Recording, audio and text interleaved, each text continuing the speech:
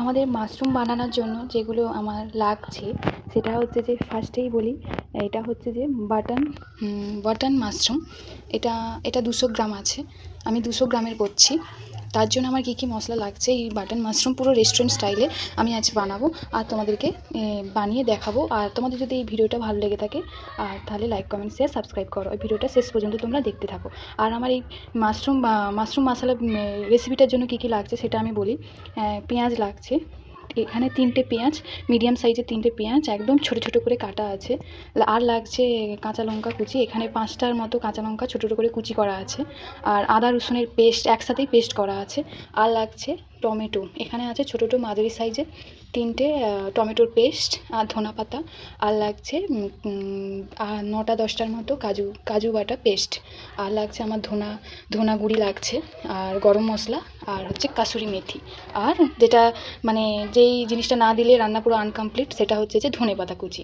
সেটা আমার কাছে এই মুহূর্তে বেশি নেই, যা ছিল একটুখানি ছিল, সেটাই আমি দেবো। তো চলো বন্ধুরা, আমার রান্নাটা দেখতে থাকো, তো তারপরেই বুঝতে পারবে আমি কীভাবে রান্নাটা করি। চলো।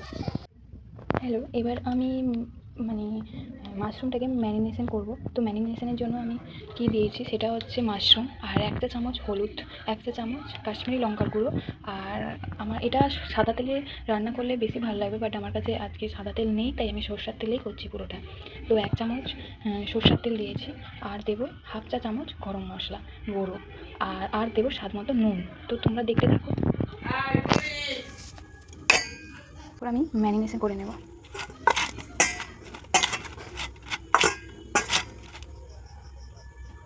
হাত দিয়ে ঠিক হচ্ছে না, মানে চামচ দিয়ে ঠিক হচ্ছে না, তাই আমি হাত দিয়েই করে নেব।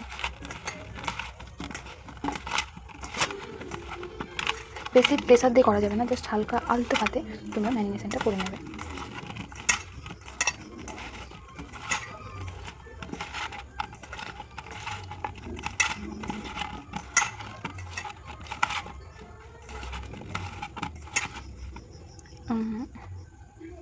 চামচে কিছুটা লেগে গেছে, এই মশলাটাও আমি দিয়ে দেবো।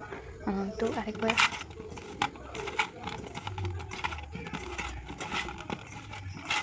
ম্যারিনেশনটা করা থাকুক। তো আমি এবার রান্নাটা স্টার্ট করবো। আর কী কী লাগে সেগুলো আমি দেখবো। তেলটা আগে একটু গরম হয়ে যাক। এরপরে আমি ফার্স্টেই দিচ্ছি 1 চা চামচ জিরে।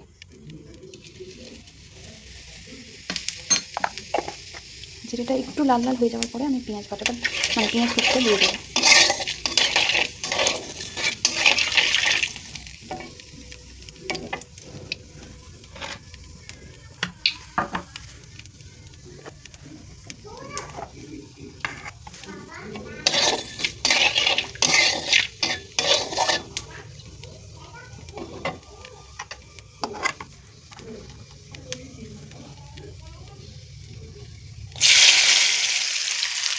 তারপর আমি পেঁয়াজ বাটাটা দিয়ে দিলাম। এখানে 3টে মাঝারি সাইজের পেঁয়াজ একদম মানে কী বলা যায়, ছোটো ছোটো করে কুচি করেছি। তো তোমরা ছোটো ছোটো করে কুচি করেই দেবে। তো দেওয়ার পরে এটা একটু ভাজতে থাকে। এখানে আমি কাঁচা লঙ্কার কুচি দিয়ে দিলাম। তো কাঁচা লঙ্কাটা একটু ভাজা ভাজা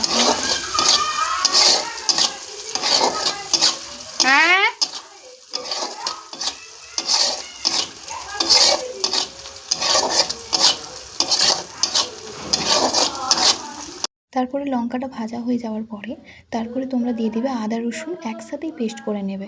2 চামচ আদা রসুনের পেস্ট দিয়ে দেবে। তারপরে তোমরা টমেটোর পেস্টটা দেবে।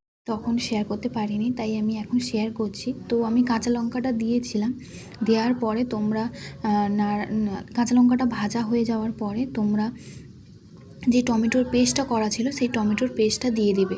ঠিক আছে, সেই টমেটোর পেস্টটা 2-3টা তখন শেয়ার করতে পারিনি, তাই আমি এখন শেয়ার করছি। তো আমি কাঁচা লঙ্কাটা দিয়েছিলাম, দেওয়ার পরে তোমরা কাঁচা লঙ্কাটা ভাজা হয়ে যাওয়ার পরে তোমরা যে টমেটোর পেস্টটা করা ছিল সেই টমেটোর পেস্টটা দিয়ে দেবে।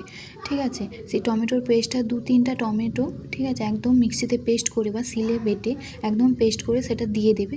তারপরে দেওয়ার পরে এবার মশলাটা হালকা কষার পরে দেখবে তেল ছাড়ছে, তারপরেই তোমরা দিয়ে দেবে হলুদ, একটু হলুদ দিয়ে দেবে, 1 চামচ হলুদ দিয়ে দেবে, কাশ্মীরি লঙ্কার গুঁড়ো দিয়ে দেবে 1 চামচ।